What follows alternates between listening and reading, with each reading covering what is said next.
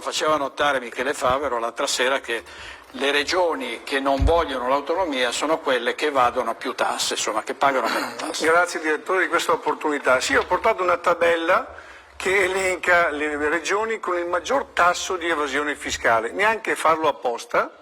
Tra le prime 5 ci sono proprio quelle che vorrebbero abrogare questo principio di autonomia differenziata e mi sembra che sia, paradossalmente, usando una similitudine, come se lo studente che non studia mai durante l'anno, che viene bocciato, poi si lamentasse e dicesse no cavolo, io non posso essere bocciato mentre quelli che hanno studiato e hanno fatto il loro dovere sono promossi.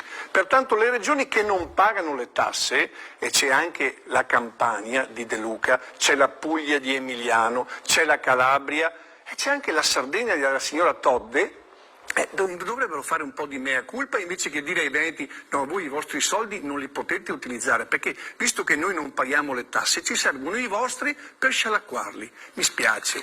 E un'altra cosa anche direttore se mi consente, io ho portato l'opuscolo informativo di Indipendenza Veneta, noi abbiamo messo 3 parole che forse sono dimenticate dalla politica: identità, perché questo globalismo sta strappando le radici, ormai non si parla più di identità ma di società multietnica che a me spaventa molto, anche perché l'integrazione vera non è, stiamo vedendo ha delle grosse difficoltà per essere attuata veramente.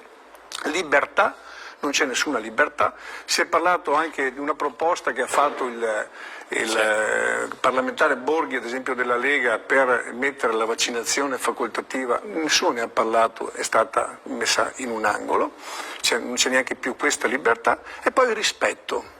Volevo concentrarmi su questa parola qua, rispetto, perché la signora Todde, siccome ho letto un articolo dove lei ha detto che i veneti sono ricchi perché hanno i soldi dell'Italia, ecco io allora ho portato dei libri perché non voglio parlare a vanvera, io mi documento. Ecco, signora Todde, vede, io spero che questo messaggio arrivi in Sardegna a lei. Questo è un libro di Deliso Villa che parla dell'immigrazione italiana.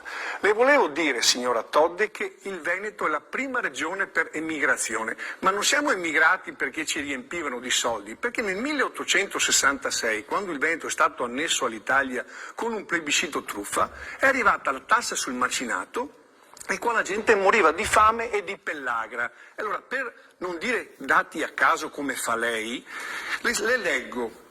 A Vedelago nel 1891 su 7.000 abitanti c'erano 1.700 persone pelagrose, il 25% della popolazione.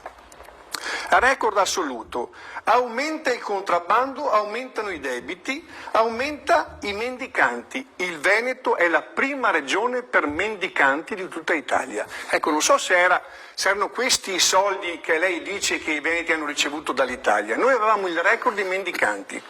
Alla fine della prima guerra mondiale, cara signora Todde, qua c'era la miseria più nera e le voglio raccontare anche un aneddoto, magari lei non lo conosce neanche. Ad Arborea, città della Sardegna, che prima si chiamava Mussolinia, forse lei non lo sa, anzi do per scontato che lei non lo sappia, ebbene è stata bonificata dai veneti, che hanno trasformato delle paludi in un punto di allevamento di mucche, di vacche, e concentrando così anche facendo un'innovazione per quella che era l'agricoltura e l'allevamento sardo, perché allevano solo ovini insomma, e non mucche. Ebbene c'è oggi un punto straordinario di eccellenza per la produzione di latte vaccino.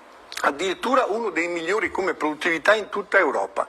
Sono stati i veneti mandati da Mussolini durante il ventennio a bonificare questo territorio e grazie al lavoro dei veneti, oggi Mussolini si chiama Arborea, sono stati sfamati tanti bambini di Cagliari. Si legga queste cose qua, allora lei dovrebbe andare con il capo chino, cosparso un po' di cenere, a dire scusate veneti, ho detto delle banalità, perché lei la critica non l'ha fatta alla Lega o a Zaia. Lei ha insultato il popolo veneto, gravissimo signora Todde, perché lei non sa